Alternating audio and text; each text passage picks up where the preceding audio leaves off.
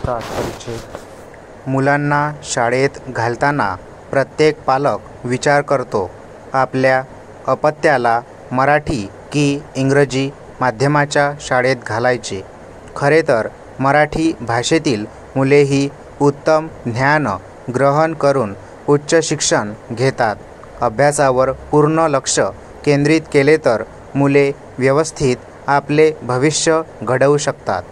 मातृभाषेत शिकणारी मुले ध्येयवादी असतात, कारण त्यांनी आपल्या घरातील मराठी वातावरणाचा नकळत अभ्यास केलेला असतो।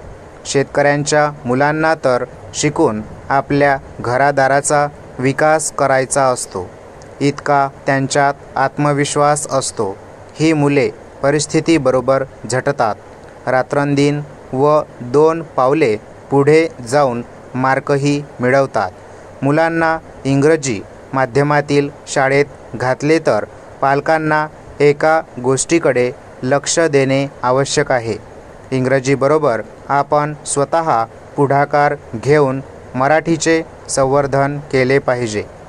त्यांना इंग्रजीबरोबर मराठी भाषेतीलही चांगली पुस्तके आणून द्यावीत, म्हणजे मराठीचेही असाधारण महत्त्व त्यांच्या लक्षात येईल। दोन्ही भाषेमध्ये उत्तमोत्तम पुस्तके उपलब्ध आहेत। माझ्याकडे दोन्ही भाषातील ग्रंथसंपदा आहे। या दोन्ही भाषा आजच्या काळात महत्त्वाच्या आहेत। आपल्या मराठी भाषा दिनी म्हणजेच 27 फेब्रुवारीला शाळांमध्ये ग्रंथदिंडीचे आयोजन केले जाते व ज्ञानपीठ पुरस्कार विजेते कविवर्य कुसुमाग्रजांच्या प्रतिमेचे पूजन करून अभिवादन केले जाते। ज्ञानपीठ पुरस्कार स्वीकारताना कुसुमाग्रज यांनी आपल्या मराठी भाषेचा गौरव तर केलाच, पण त्यांनी सांगितले की मराठी ही आपली आई आहे, तर इंग्रजी ही आपली मावशी आहे। म्हणजेच त्यांनी मराठीबरोबर इंग्रजीचेही महत्त्व विशद केले आहे।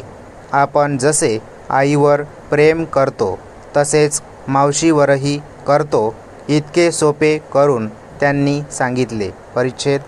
आपल्या मातृभाषेचे मुलांना सर्वतोपरी चांगले ज्ञान देऊन तिचे संवर्धन करायला हवे। त्यासाठी घरात मराठीचे पुस्तके पाहिजे। वाचनाची आवड मुलांना लागली तर त्यांच्या ज्ञानात भर पडते व त्याचा उपयोग शाळेत निबंध किंवा कवितेचे रसग्रहण करतानाही होतो। यातूनच निर्माण होतील उद्याचे लेखक आणि कवी।